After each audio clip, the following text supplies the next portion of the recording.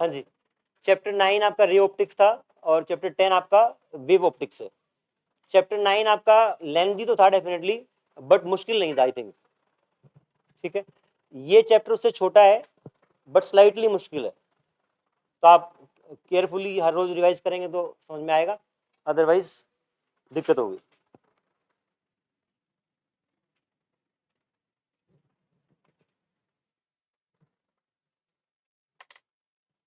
Last chapter में हमने light को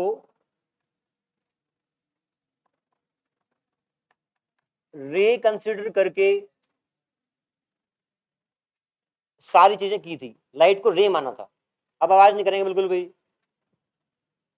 1801 में एक एक्सपेरिमेंट हुआ जिसका नाम था यंग्स डबल स्लिट एक्सपेरिमेंट, इसको हम डिटेल में पढ़ेंगे। इस एक्सपेरिमेंट में अगर लाइट को हम रे माने तो जो ऑब्जर्वेशन थी उसको हम एक्सप्लेन नहीं कर पाए। देखते हैं क्या क्या ऑब्जर्वेशन थी। फॉर एग्जाम्पल एक कार्डबोर्ड है और कार्डबोर्ड में आपने 2 स्लिट्स कर दी और सामने एक स्क्रीन है।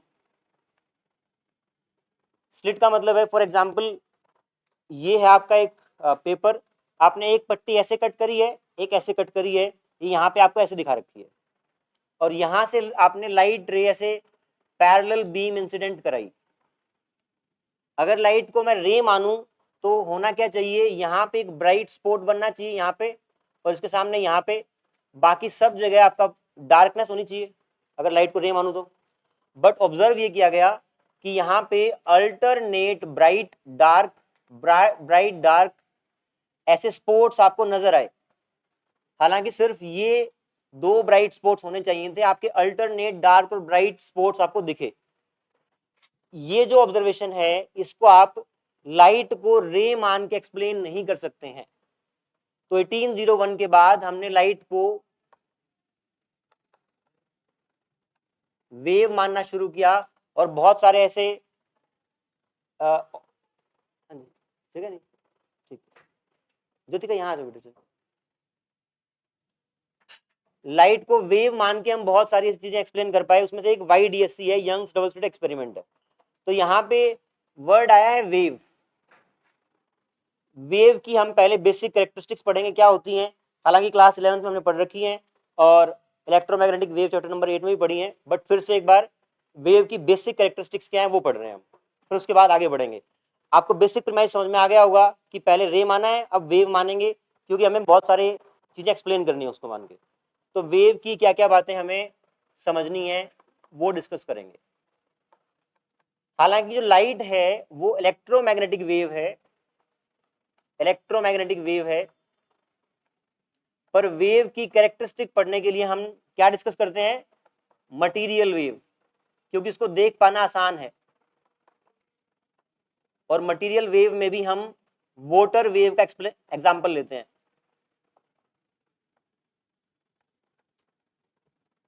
सबसे पहला पॉइंट बताएं आप, क्या जब वेव मूव करती है तो क्या पार्टिकल्स मूव करते हैं क्या अपनी जगह से?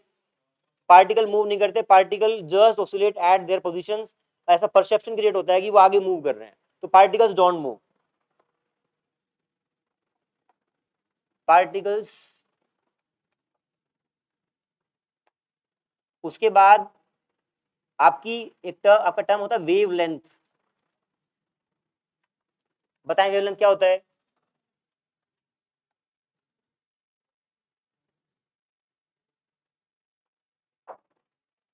बताएं। हाँ, 2 कंसेक्यूटिव क्रेस्ट्स, 2 पीक्स के बीच का डिस्टेंस, या 2 ट्रफ्स के बीच का डिस्टेंस, या आप कहें एक ऐसी लेंथ जिसके अंदर वो वेव अपने आप में कंप्लीट हो जाए, उसके बाद फिर से रिपीट करना शुरू कर दे। जैसे यहां से यहां तक आप देखें तो ये वेव कंप्लीट हो गई है, उसके बाद अपना फॉर्म दोबारा से रिपीट कर रही है, तो आपकी वेवलेंथ होती है। लैम्डा से रिप्रेजेंट करते हैं वेवलेंथ। दिखवाने की जरूरत है क्या? Third, time period. Time period क्या होता है बताएं? देखो, अगर यहाँ पे एक पार्टिकल एक साइकिल ऑसिलेट करता है तो एक वेव जनरेट होती है। अगर एक एक सिरा रस्सी का बंधा हुआ है, एक सिरा आपके हाथ में है, अगर आपने उसको एक बार ऑसिलेट किया तो एक वेव जनरेट होती है। ठीक है, तो जो टाइम लगा पार्टिकल को एक ऑसिलेशन कंप्लीट करने में, वो टाइम पीरियड डिफाइन कर सकते हैं आप। लिख लें बेशक, time taken to complete one oscillation by particle is called time period. Time taken by particle to complete one oscillation is called time period.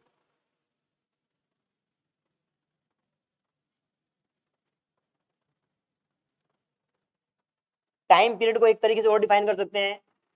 Let's say यहां पार्टिकल ये है, जब ये वेव आगे बढ़ेगी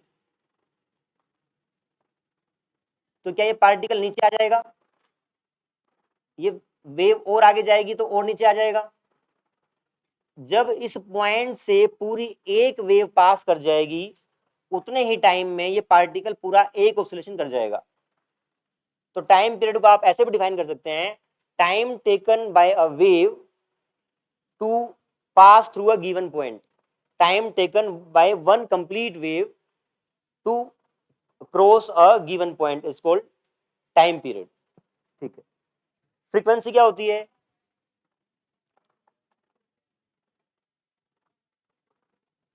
ये टाइम पीरियड है, फ्रीक्वेंसी आपका 1/t होता है। आप डिफाइन ऐसे कर सकते हैं कि नंबर ऑफ ऑसिलेशंस पर सेकंड या number of waves pass through a given point in 1 second is called frequency. ठीक है। इसके बाद एक टर्म आता है ओमेगा, एंगुलर स्पीड। 4 पॉइंट हो गए ना। एंगुलर स्पीड या वेलोसिटी, बताएं क्या होती है? इस पर्टिकुलर केस में एंगुलर स्पीड क्या होती है? क्या ओसिलेटिंग पार्टिकल को हम एक रोटेटिंग वेक्टर के थ्रू रिप्रेजेंट कर सकते हैं? If a particle is rotating, this is mean position, ये उसकी एक्सट्रीम पोजीशंस हैं। क्या इस ओसिलेटिंग पार्टिकल को, जिसका कि एम्पलीट्यूड ए है, एक रोटेटिंग वेक्टर से रिप्रेजेंट कर सकते हैं? आपका उस रोटेटिंग वेक्टर का जो मैग्नीट्यूड होता है वो उसके एम्पलीट्यूड के बराबर होता है, और इस टिप का जो प्रोजेक्शन है ऑन वाई एक्सिस, यहां आप प्रोजेक्शन देखते रहें, ये आगे बढ़ेगा,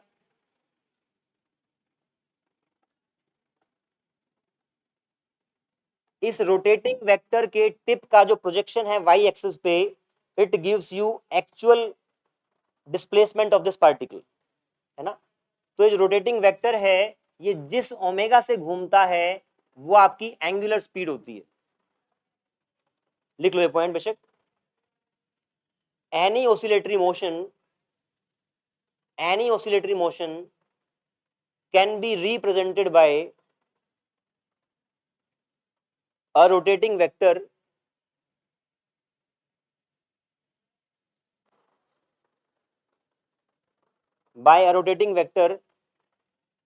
full stop. Magnitude of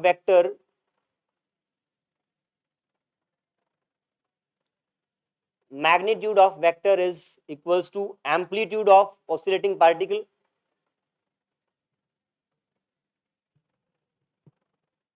full stop. The projection of tip of rotating vector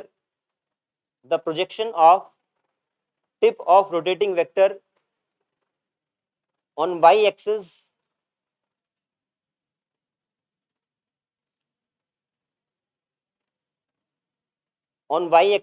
tells about actual position of particle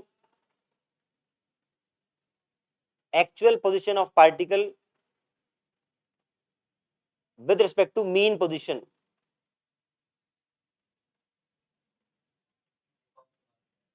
हाँ जी, रोटेटिंग वेक्टर क्या लिखा है लास्ट पॉइंट?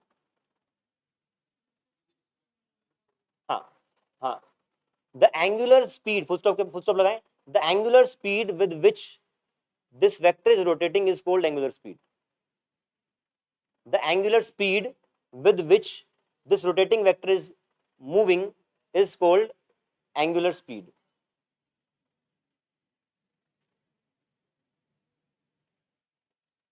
हमने कर रखा है रिपीटेटिवली ना, तीसरी चौथी बार हो रहा है ये।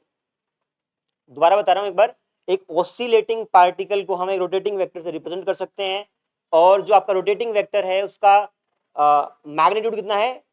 Equal to amplitude of oscillating particle, और उसका जो टिप का प्रोजेक्शन है वो आपको एक्चुअल पोजीशन देता है ऑसिलेटिंग पार्टिकल की मीन पोजीशन से, और जिस एंगुलर स्पीड से वो मूव करता है वो यहाँ पे एंगुलर स्पीड हम डिफाइन करते हैं।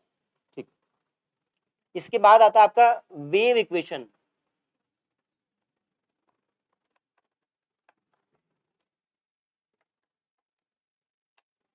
Wave equation is y equal to a sign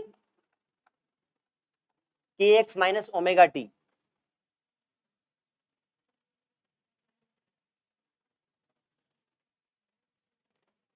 कौन बताएगा कि यहाँ पे इन सारे अल्फाबेट्स का क्या मीनिंग है? किसको पता है सारों का सरों का? और क्या ये वेव रिप्रेजेंट करती है, कुछ बताइए। A is amplitude of oscillating particle। हाँ, ओमेगा यही है, इस ऑसिलेटिंग पार्टिकल को जो रोटेटिंग वेक्टर रिप्रेजेंट कर रहा है उसकी एंगुलर स्पीड है ओमेगा। के क्या है? K is defined as 2 pi by lambda. Wave number भी बोलते हैं, प्रोपोगेशन वेक्टर भी बोलते हैं, वेव नंबर या प्रोपोगेशन वेक्टर।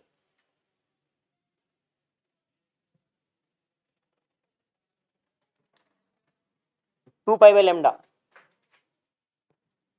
और इसके बाद ये एक्स और टी है,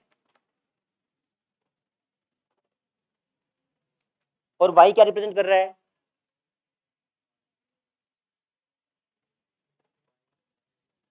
बता खुशी, वाई क्या रिप्रेजेंट कर रहा है? किसकी डिस्प्लेसमेंट? देखो यहां पे इस वेव इक्वेशन का क्या मतलब है समझ लें आप। अगर मुझे जानना है कि ओरिजिन से 5 मीटर, 5 मीटर एक एग्जांपल के लिए है, 5 मीटर पर लोकेटेड कोई particle t equal to 3 second पे मीन पोजीशन से कितना ऊपर या कितना नीचे है ये पता करना है, तो आप यहां पे x और t पुट कर देंगे। जिस पार्टिकल का आपको मीन पोजीशन से डिस्टरबेंस निकालना है वो x और t यहां पुट कर देंगे, और y is representing what? Disturbance of particle या distance of particle from mean position. हाँ जी, देखें ये वेव आगे मूव कर रही है, ये मान लें एक सॉफ्टवेयर है, ये एक सॉफ्टवेयर है, आपको निकालना है कि x इक्वल टू 5 मीटर पर जो पार्टिकल लोकेटेड है वो t इक्वल टू 3 सेकंड पे मेन पोजीशन से कितना ऊपर या कितना नीचे है। जो 5 पर पार्टिकल है वो अपनी जगह पे ऑसिलेट कर रहा है लगातार, बट t इक्वल टू 3 पे कहां पे होगा वो आप कैसे निकालेंगे? इस सॉफ्टवेयर के अंदर वो x और t डालेंगे, और जो आउटपुट आएगा वो आउटपुट क्या मिलेगा आपको कि वो कितने मीन पोजीशन से ऊपर या नीचे। ठीक है इशिका, ये आपकी वेव इक्वेशन हो गई। इसके अलावा एक टर्म आता है फेज।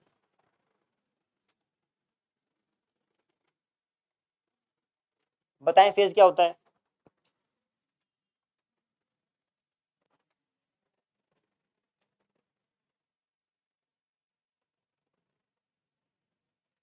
आयुष बताएं फेज क्या होता है? हाँ नाम बताओ।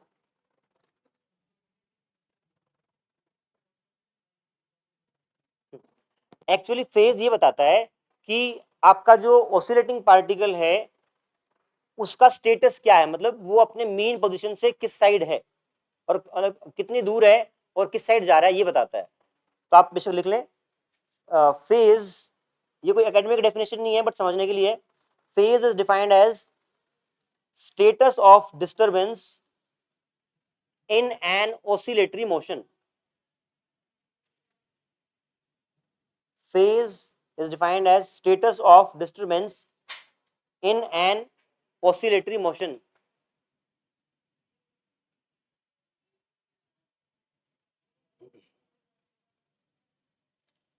देखें क्या मतलब इसका।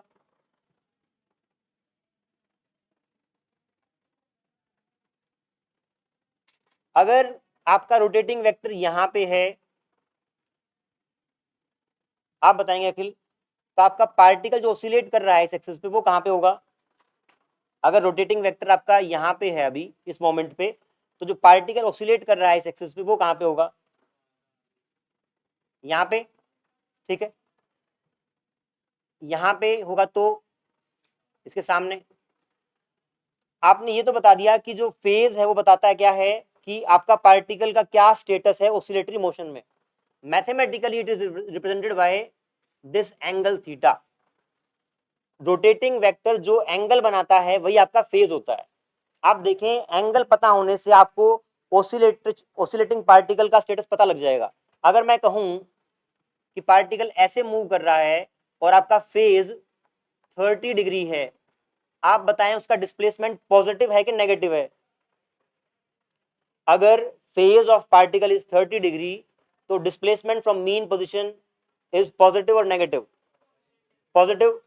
क्या वो पार्टिकल मीन पोजीशन से दूर जा रहा है कि नजदीक आ रहा है? दूर जा रहा है। तो आपको दोनों बातें पता लग गई कि पॉजिटिव साइड पे है और दूर जा रहा है। अगर मैं कहूं कि आपका फेज 120 डिग्री है, तब distance displacement positive, displacement positive है कि नेगेटिव है? वो मीन पोजीशन से ऊपर है कि नीचे है? ऊपर है, तो आपका डिस्प्लेसमेंट तो पॉजिटिव है with respect to mean position. पर मीन पोजीशन की तरफ आ रहा है कि दूर जा रहा है? तरफ आ रहा है। अगर 210 डिग्री एंगल है तब displacement negative, going away from mean और towards mean? Away from mean.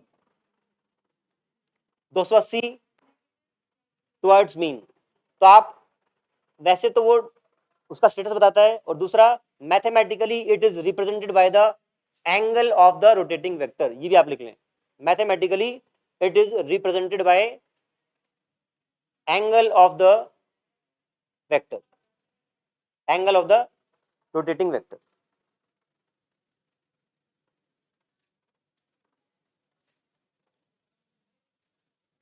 ये हमने वेव के वो बेसिक कॉन्सेप्ट पढ़े जो हमें इस चैप्टर में काम आएंगे। नोट डाउन कर लिया? किसी को कुछ पूछना है यहाँ पे? थोड़ा फास्ट बताया क्योंकि पहले कर रखा है।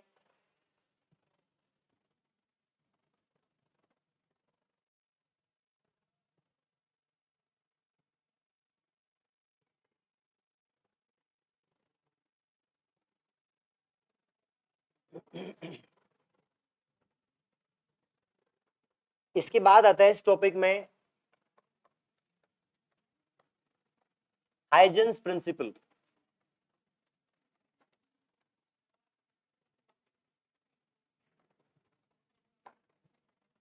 एक्चुअली लाइट का वेव के फॉर्म में ट्रीटमेंट का ये पहली थ्योरी है कि लाइट को जब हम वेव के रूप में ट्रीट करेंगे तो कैसे उसके लिए क्या चीजें होंगी। तो सबसे पहले आप लिखें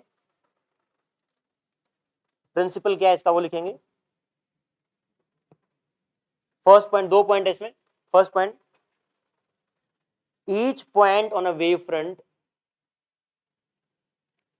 each point on a wave front act as a source of secondary disturbance. Each point on a wave front act as a source of secondary disturbance, comma, secondary spherical wavelets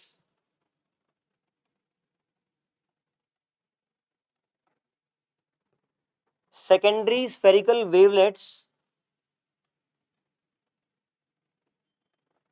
emanate, देख लें आप spelling, secondary spherical wavelets emanate and spread in all directions with speed of wave, with speed of wave. Second point, spread in all directions with speed of wave.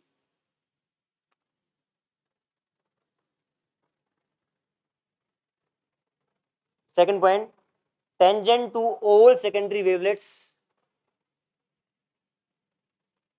tangent to all secondary wavelets gives us location of new wavefront.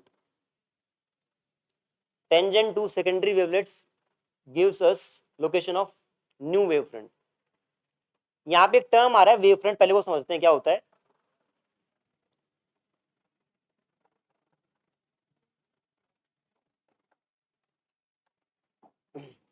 अगर आप तालाब में एक पत्थर डालो तो आपकी ऐसी सर्कुलर वेव्स बनेंगी। ये मान ली क्रेस्ट है आपका, फिर ट्रफ बनेगा। आप ये बताएं, अगर मैं एक पर्टिकुलर रेडियस पे इस सर्कल पे लाई करने वाले सारे पार्टिकल्स को कंसिडर कर रहा हूं, जब पत्थर डालूंगा तालाब में तो क्या सारे पार्टिकल्स एक साथ ऊपर आएंगे? मतलब सबका सबका मैक्सिमा एक साथ अचीव होगा क्या? सोचें एक बार, अगर तालाब में पत्थर डाला, एक रेडियस आर पर जो एक सर्कल बन रहा है, उस सर्कल के सारे पार्टिकल एकदम उठना शुरू होंगे, एकदम मैक्सिमम आएंगे और एकदम नीचे जाएंगे। वो पार्टिकल अपने ही जगह पे ऑसिलेशन तो कर रहे हैं, बट क्या उन सब का फेज सेम है? अब आप फेज रिलेट करें, फेज क्या होता है? फेज होता है उस ऑसिलेटिंग पार्टिकल को रिप्रेजेंट करने वाला जो रोटेटिंग वेक्टर है उसका एंगल। ठीक है, आप बताएं, जब वो मैक्सिमम में एक साथ आएंगे तो उनका फेज कितना होगा? 90 डिग्री। फिर वापस मीन पे आएंगे, फेज 0, फिर आपका तो सेम फेज रहेगा। तो जो पार्टिकल सेम फेज में होते हैं उसको आप वेव फ्रंट बोलते हो। लिखें आप वेव फ्रंट की definition, locus of all those points, locus of all those points which are in same phase, which are in same phase। ये जो वेव बनी है by dropping a stone in pond, ये सर्कुलर वेव है। तो आपका wave front कैसा हुआ? सर्कुलर। क्या आप किसी तरीके से लीनियर वेव फ्रंट बना सकते हैं? बताएं कैसे। आप मान लो कि एक टंकी है, ऐसे पानी की खेत में होती है जनरली, उसके ऊपर आपने एक ऐसे लंबा सा बम्बू स्टिक उसके साइज का ही आपने ऐसे ऊपर से ड्रॉप किया, तो जो वेव्स बनेंगी क्या वो ऐसे बनेंगी? इस लाइन के ऊपर लाई करने वाले सारे पार्टिकल एक साथ मैक्सिमा अचीव करेंगे, एक साथ मिनिमा अचीव करेंगे, तो क्या सारे पार्टिकल सेम फेज में है? सेम फेज में है, तो यहां पे आपका लीनियर वेव फ्रंट हो गया।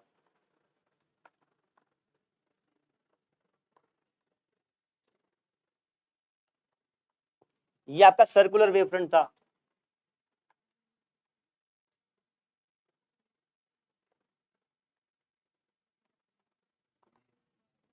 हाँ जी, आप देखें, अगर ये पानी का टैंक है, ऐसे आपने उसके लेंथ के साइज जितना ही एक ऐसे ड्रॉप कर दिए स्टिक या कुछ भी, अगर वो ऐसे ड्रॉप किया है तो आपकी लहरें कैसी बनेंगी? ऐसे लाइन से बनेंगी ना, ऐसे लाइंस। तो एक लाइन पे लाई करने वाले सारे पार्टिकल एक साथ ऊपर आएंगे, एक साथ नीचे जाएंगे, हमेशा सेम फेज में रहेंगे।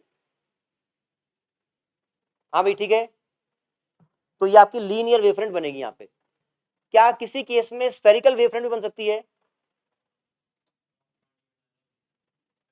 एक्चुअली वो हमें हम यहाँ पे नहीं कर सकते, बट अगर कोई डिस्टरबेंस का जो सोर्स है, यहाँ पे मान लो ऐसा कुछ पंपिंग हो रही है और पानी को ऐसे ऐसे मतलब क्रिएट कर रहा है, तो आपकी स्फेरिकल वेव्स भी बन सकती हैं। तो आपकी और तरह की जो दो तो ये हो गई टाइप्स ऑफ में, एक थर्ड टाइप ऑफ आप स्फेरिकल लिख सकते हैं।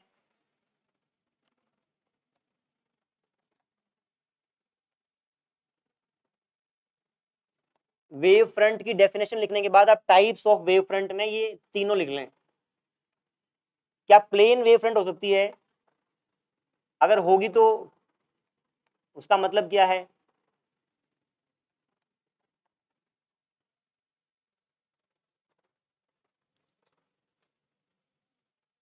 आप ऐसा मानो कि सामने वाले दीवार पे बहुत सारी रस्सियां बंधी हुई हैं, है ना, ऐसे भी, ऐसे ऐसे, ऐसे, है ना, मतलब एक लाइन में भी और ऐसे भी, मतलब पूरा ग्रिड बना हुआ है ना, और सारी रस्सियों को एक साथ ऑसिलेट किया जा रहा है ना। तो एक पर्टिकुलर रो में आप सारी रस्सियों को देखोगे तो क्या सारी रस्सियां एक साथ ऊपर उठी होंगी? हाँ जी, इमेजिन कर पा रहे हैं क्या? दोबारा बोल रहा हूं, यहाँ पे सामने आप एक स्क्वायर ग्रिड की खूटियां लगा दो, खूटियों से रस्सी बांध दो, और सारी रस्सियां इस साइड कोई तो मशीन है वो ऑसिलेट करेगी सारियों को एक साथ, है ना। तो मैं कहीं पे मान लो कि इस लाइन पे अगर रस्सियों को देखूंगा तो सारी रस्सियां एक साथ ऊपर उठेंगी, एक साथ नीचे आएंगी। तो उस प्लेन में लाई करने वाले रस्सी का हर point will be in same phase, तो वो प्लेन वेव फ्रंट होगा। तो आप लिख लें प्लेन वेव फ्रंट भी एक टाइप है इसका।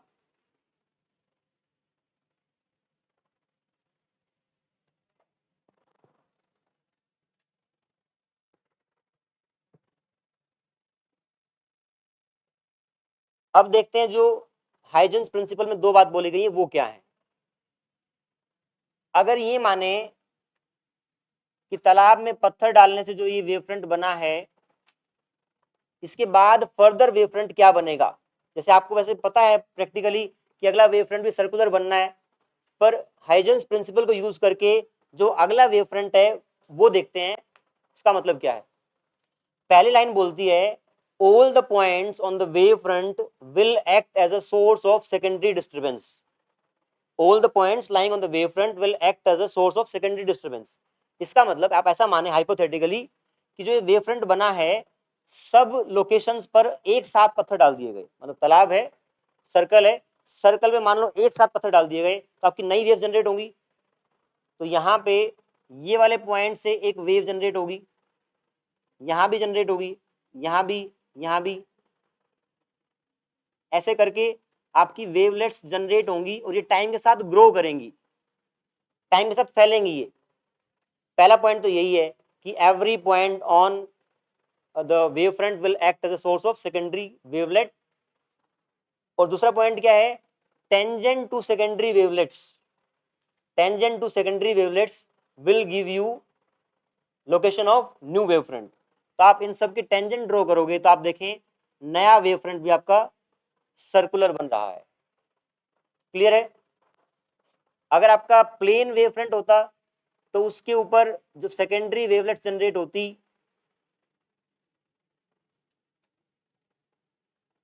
ऐसे बनती और इन पे टेंजेंट ड्रॉ करते तो आपका अगला वेव फ्रंट भी ऐसा ही बनता।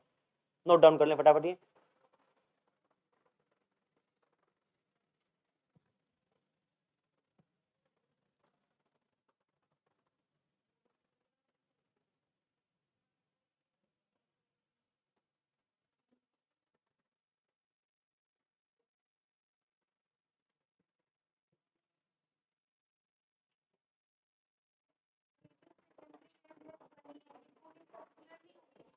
एक्चुअली इसमें ये फ्लो है थोड़ा सा, जो पहली स्टेटमेंट बोली उसमें बोला कि सब डायरेक्शन में जाती है, बट पीछे वाले डायरेक्शन उसमें मतलब कि जो हाइजेंस ने बोला था वो तो यही बोला था कि सब डायरेक्शन में जाएंगी।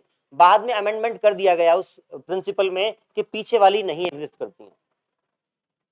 ठीक है, तो उसका प्रिंसिपल तो यही था, बट हम पीछे वाली को बनाएंगे नहीं।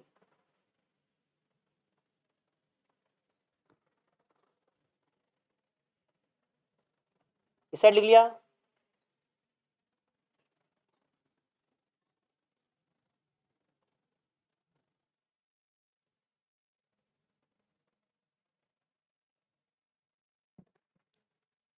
अब हम आपके जो लॉज ऑफ रिफ्लेक्शन और रिफ्रैक्शन है वो हाइजेंस प्रिंसिपल को यूज करके प्रूव करेंगे। तो इसी का अप्लाइड फॉर्म है स्नेल्स लॉ।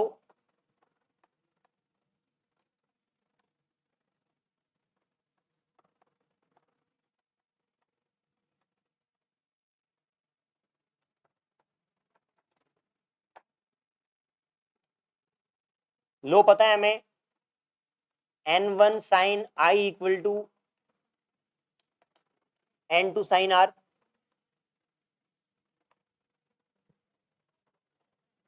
आप मान लें कि ये एक इंटरफेस है, इसके ऊपर मीडियम 1 है, नीचे मीडियम 2 है, इसका रिफ्रैक्टिव इंडेक्स आप n1 मान लें, इसका n2, velocity of light in this medium is v1, in this medium is v2। एक प्लेन वेव फ्रंट इंसिडेंट होता है इसके ऊपर, इंटरफेस के ऊपर एक प्लेन वेव फ्रंट इंसिडेंट होता है।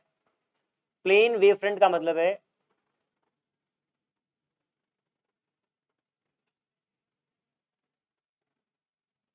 आपका ये वेव फ्रंट है,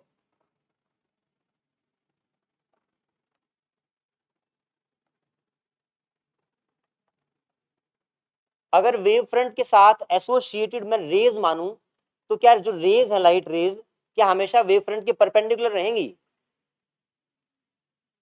आप चेक कर सकते हैं लास्ट वाले हर केस में जो आपने स्फेरिकल वेव फ्रंट बनाया, अगर रेज कंसिडर करते तो ऐसे होती, तो परपेंडिकुलर हो रही थी।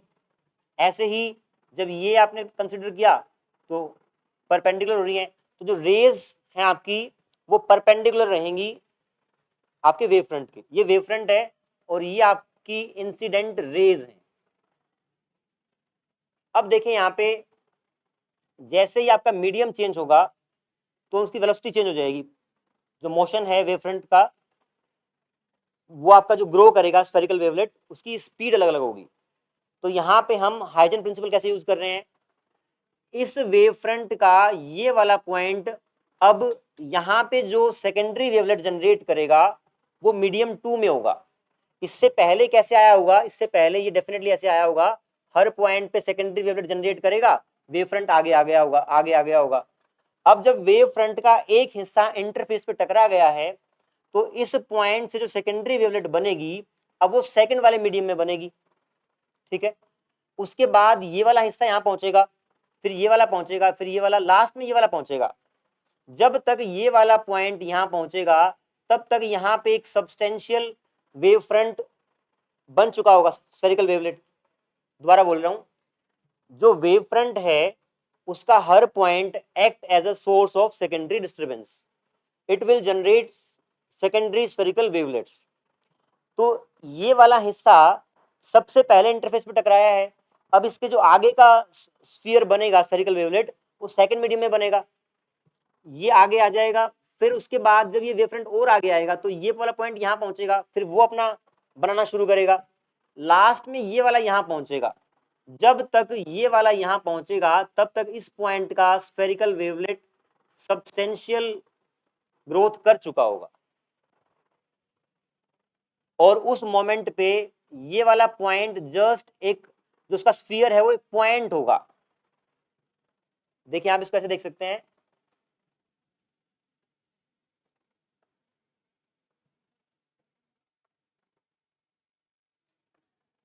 इस पॉइंट का स्फेरिकल वेवलेट ऐसा बना, इसका पॉइंट रहेगा,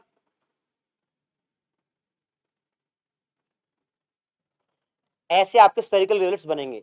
ऐसा क्यों हो रहा है, क्योंकि ये वाला पॉइंट जो है वो बाद में पहुंचा है, तब तक उस स्फेरिकल वेवलेट की ग्रोथ ज्यादा हो चुकी थी, इसकी कम होगी ग्रेजुअली, हर किसी की कम होगी, यहाँ पे पॉइंट बचेगा आपका। Tangent to secondary wavelets gives you location of new wave front. Tangent to secondary wavelets gives you location of new wave front. बताएं यहां तक समझ में आ रहा है क्या? पक्का नहीं आ रहा? दोबारा बताता हूं। जैसे ये वेव फ्रंट है, यहां से हर पॉइंट एक स्फेरिकल वेवलेट जनरेट करेगा, और tangent to these secondary spherical wavelets will give you location of new wave front, ठीक है। तो जब तक ये आगे कोई पॉइंट टकराया नहीं था दूसरे इंटरफेस का, तब तक तो ये ग्रोथ ठीक चल रही थी। जैसे ही ये वेव फ्रंट इस पे टकराया, यहाँ पे अब जो ये वाला पॉइंट है इस वेव फ्रंट का, वो जो स्फेरिकल वेवलेट बनाएगा वो सेकंड मीडियम में बनाएगा, ठीक है। अब ये अंदर आ चुका है, ये वाला पॉइंट बाद में पहुंचेगा, तो जब तक पहले वाला के कारण जो स्फेरिकल वेवलेट बना है वो बड़ा हो चुका होगा, फिर बाद वाले का, फिर उससे बाद वाले का, वो लास्ट में पहुंचा है तो उसका वेवलेट अभी पॉइंट ही है, पॉइंट साइज का ही है। इन सब नए वेवलेट्स की मैं टेंजेंट ड्रॉ करूंगा तो it will give you location of new wave front, ठीक है। वहां पे मैंने सारे बना दिए हैं, यहाँ पे मैं सारे नहीं बना रहा, ये पॉइंट बना दिया और ये बना दिया, बीच में वो सारे साइज के रहेंगे, टेंजेंट ड्रॉ करनी है आपको,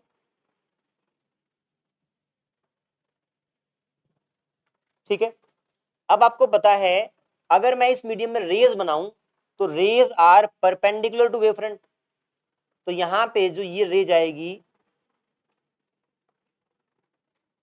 ऐसे जाएगी, और यहां से देखेंगे तो ये रे ऐसे जाएगी।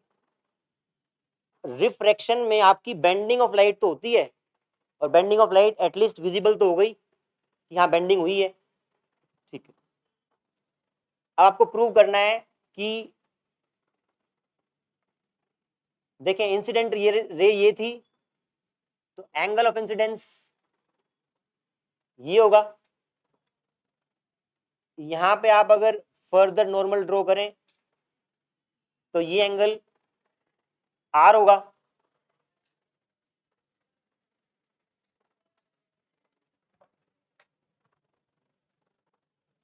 अगर ये एंगल आई है तो क्या ये 90 माइनस आई होगा?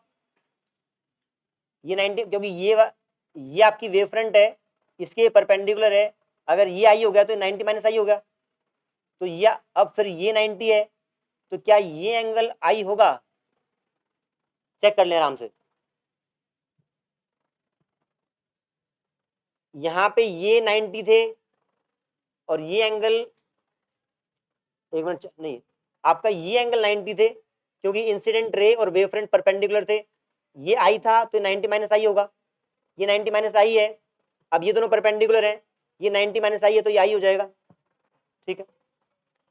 अब देखें ये आर है, तो क्या ये वाला एंगल, जो ये वाला एंगल है, क्या 90 माइनस आर होगा? और ये आपका 90 डिग्री है, क्यों? क्योंकि जो रे है और वेव फ्रंट है वो परपेंडिकुलर है। ये 90 माइनस आर है, तो क्या ये आर होगा?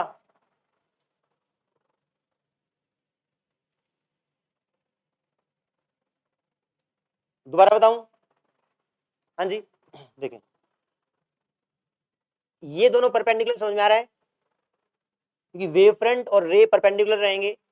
अगर ये एंगल आई है तो ये 90 माइनस आई होगा। लिख देता हूं मैं यहाँ पे, ये 90 माइनस आई है। अब ये दोनों परपेंडिकुलर हैं क्योंकि ये नॉर्मल है, ये 90 माइनस आई है तो ये आई होगा, ये आई होगा। अब यहाँ आ जाएं, यहाँ पे ये नॉर्मल है रेड वाला और ये आपका इंटरफेस है, ये 90 डिग्री है। अगर ये 90 है पूरा और ये आर है, तो क्या ये 90 माइनस आर होगा? अब इस ट्रायंगल में आ जाएं, छोटे वाले में। इस ट्रायंगल में अगर ये 90 है, ये 90 माइनस आर है, तो ये आर होगा। हाँ जी, आप पॉइंट्स मार्क कर दें, ए, बी, सी और डी।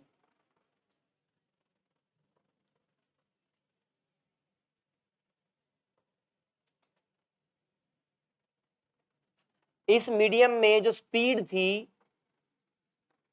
वो v1 थी और इस मीडियम में स्पीड v2 थी, रे की आगे ट्रेवल करने की। जब तक ये वाला पॉइंट, सुनेंगे ध्यान से, जब तक ये वाला पॉइंट यहां पहुंचेगा उतनी देर में ये वाला पॉइंट यहां पहुंच जाएगा। दोनों में टाइम t लगा है, तो अगर मैं डिस्टेंस की बात करूं, this distance B C will be v1 into time t। और अगर मैं ए डी की बात करूं, मैं यहां लिख रहा हूं अलग से, B C is v1t and A D is v2t। अब दोनों ट्रायंगल में, in triangle A B C and triangle A D C, A B C में आप साइन आई की वैल्यू लिखिए, क्या होगी? Sine i. और ए डी सी में साइन आर की वैल्यू। दोनों ट्रायंगल्स में साइन आई और साइन आर की वैल्यू निकालिए।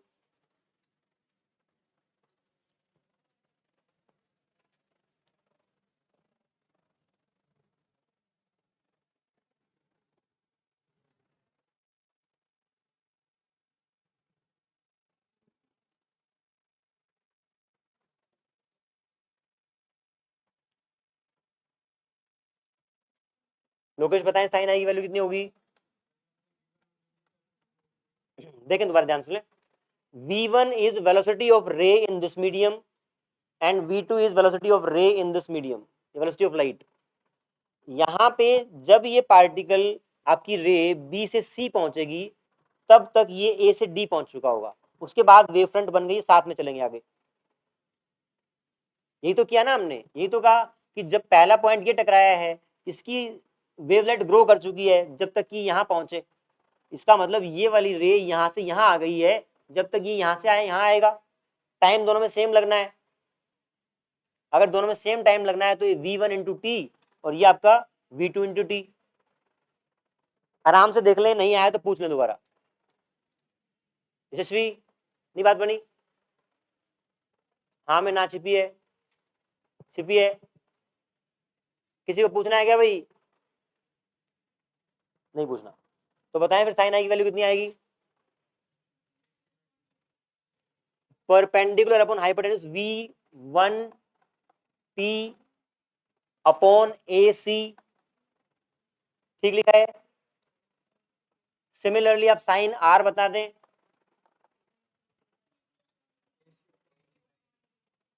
v2t bye A C.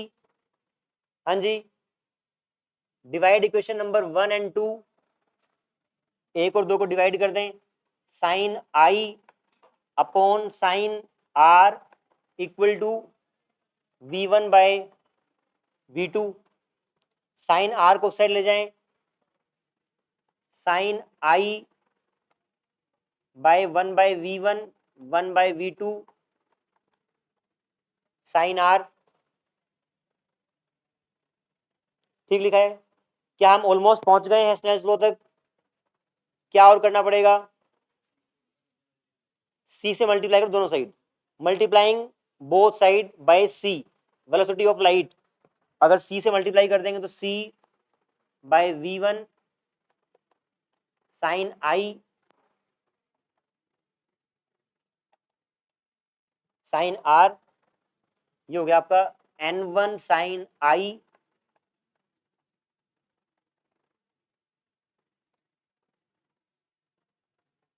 Snell's law को हमने लाइट को वेव मानते हुए प्रूव किया है, ठीक है, हाइजेंस प्रिंसिपल को यूज करके और वेव मान के प्रूव किया है।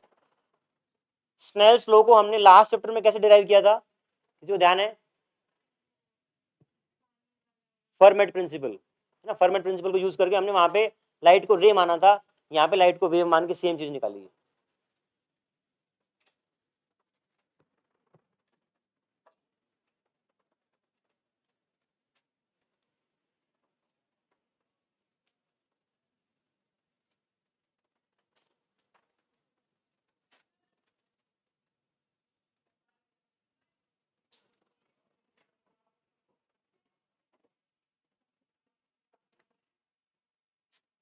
हाँ जी, done.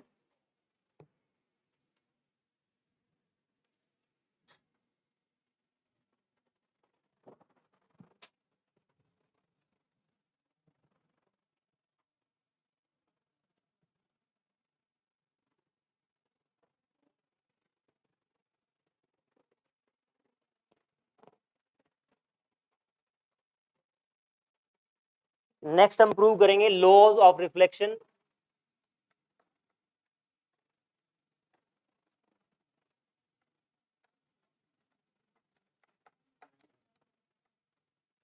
Angle of incidence equal to angle of reflection.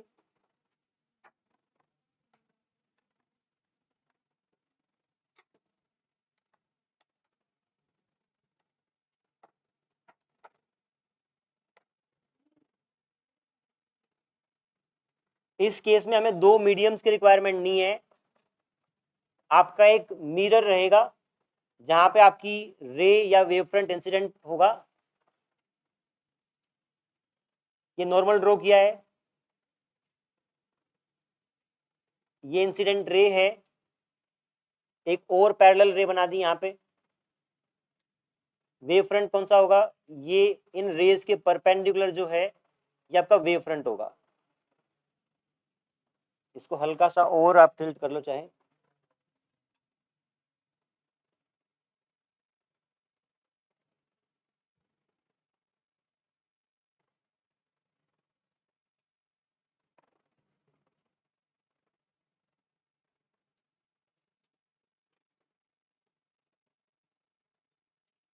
ये दो इंसिडेंट रे हैं, रेज बहुत सारी होंगी, मतलब इंसिडेंट रे है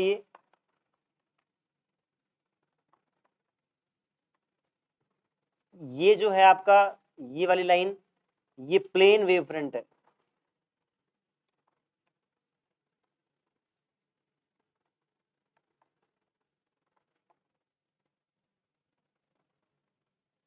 ये आपका एंगल ऑफ इंसिडेंस है। पहले वाले केस में क्या हुआ था, जो वेव फ्रंट का पहला पॉइंट यहां टकराया, उसके बाद वो अगले मीडियम में अपनी स्फेरिकल वेवलेट या सेकेंडरी वेवलेट को जनरेट करना शुरू कर दिया था। यहाँ पे अगले मीडियम में जाने का रास्ता नहीं है, वापस उसी मीडियम में अपनी वेवलेट जनरेट करेगा। तो आप ऐसे अगर देखें,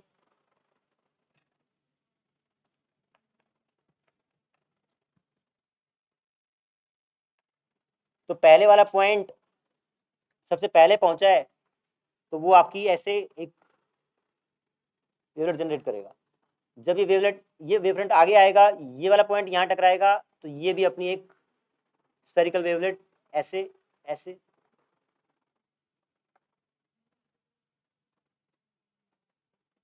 ऐसी वेवफ्रंट आपकी वापस जाएगी।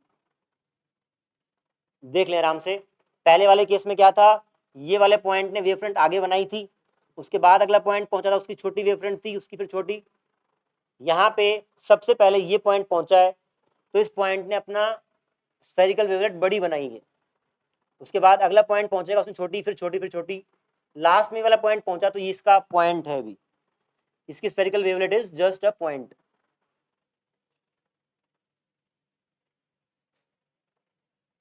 आयुष ठीक है, भूमि, इसका मतलब ये वाला पॉइंट लास्ट में पहुंचना है, तो इसकी जो स्फेरिकल वेवलेट होगी वो जस्ट एक पॉइंट होगा, और इसकी स्फेरिकल वेवलेट सबसे बड़ी होगी।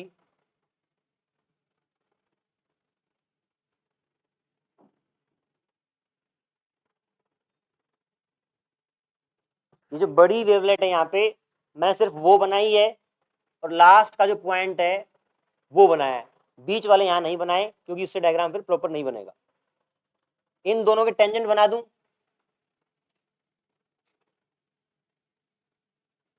ये टेंजेंट बना दिया। ये आपकी रिफ्लेक्टेड वेव फ्रंट है, रिफ्लेक्टेड वेव फ्रंट के परपेंडिकुलर आपकी रेज रहेंगी।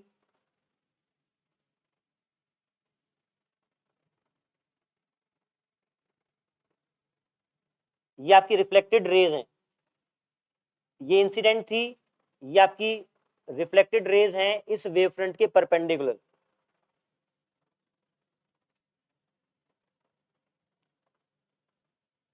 यहां पे आप पॉइंट्स मार्क कर दें, ए बी सी और ये पॉइंट डी।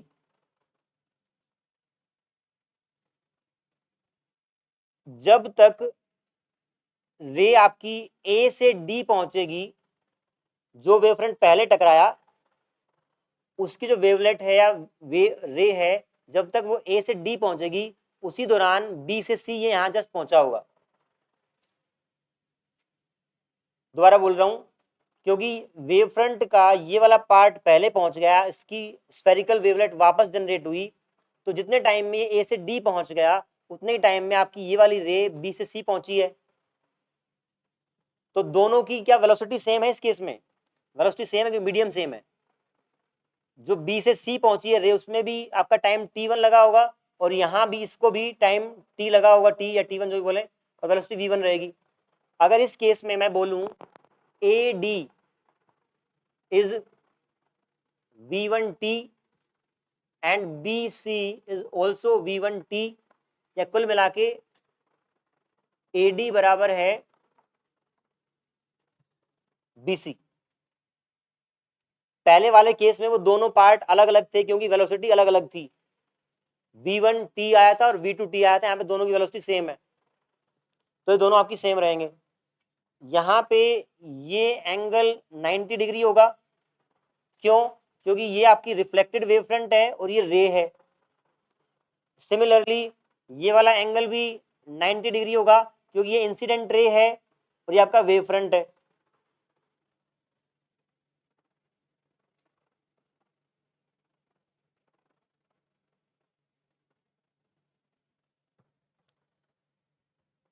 ये एंगल मान लेते हैं आर, क्योंकि हमें प्रूव करना है कि आई और आर बराबर है। अब देखें ध्यान से, क्या ये दोनों परपेंडिकुलर हैं? ध्यान से देखेंगे, क्या ये दोनों परपेंडिकुलर हैं? परपेंडिकुलर है। और ये एंगल आपका आई है, तो क्या ये बचा हुआ एंगल 90 माइनस आई होगा? ये दोनों 90 डिग्री पे हैं, ये आई है, ये 90 माइनस आई होगा। अब ये दोनों फिर से परपेंडिकुलर हैं, तो ये 90 माइनस आई था, तो ये आपका आई होगा। सिंपल ज्योमेट्री है। दोबारा बताऊं क्या? इसके बाद आप देखें एंगल आर कहां आप लोकेट कर सकते हैं सेम तरीके से। अगर ये 90 डिग्री है, ये एंगल आर है, तो क्या ये वाला एंगल 90 माइनस आर होगा? इस ट्रायंगल में ये 90 है और ये 90 माइनस आर है, तो क्या ये आर होगा?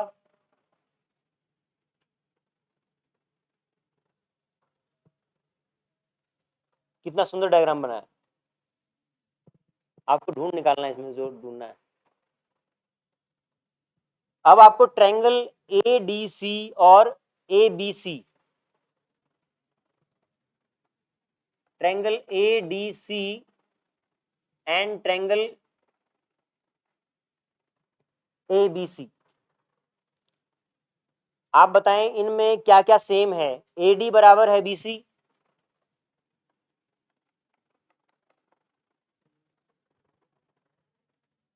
और ए सी कॉमन है दोनों में।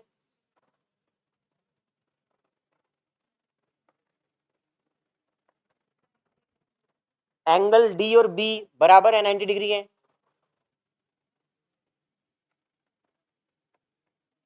ये कोई सी प्रॉपर्टी होती है जिससे आपकी एंगल क्या होगी, ट्रायंगल क्या होगी? कॉन्ग्रुएंट। कॉन्ग्रुएंट ट्रायंगल मतलब उनका हर साइड बराबर रहेगी, हर एंगल बराबर रहेगा। तो आप देखें क्या इसमें सिमिलर जो एंगल्स बन रहे हैं वो आई और आर ही बन रहे हैं, तो आई बराबर है आर।